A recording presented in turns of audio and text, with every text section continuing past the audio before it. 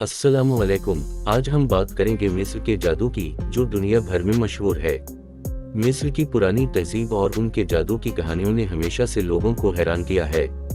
मिस्र का जादू सिर्फ कहानियों में ही नहीं, बल्कि इनकी आम जिंदगी का भी हिस्सा था। मिस्र के लोग जादूगर और साहिर को बहुत इज्जत देते थे। उनका यकीन था कि जादूगरों के पास ऐसी कुदरती कुव्वतें हैं जो इंसानी जिंदगी को बदल सकती हैं। मिस्र की मशहूर जादूगरी की किताब अल-मगातम को बहुत अहमियत हासिल है। इस किताब में ऐसे तावीज़ात और अमलियात का जिक्र है जो लोगों के मसाइल हल करने के लिए इस्तेमाल होते थे। मिस्री जादूगर अक्सर अपने जादू को फ़िरौन के कब्रों और पिरामिड्स में छुपा कर रखते थे। आज भी बहुत से लोग मानते हैं कि पिरामिड्स के अंदर कुछ ऐसे राज हैं जो सिर्फ जादूगर ही जान सकते हैं। तो दोस्तों, ये था मिस्र के जादू का एक छोटी सी झलक।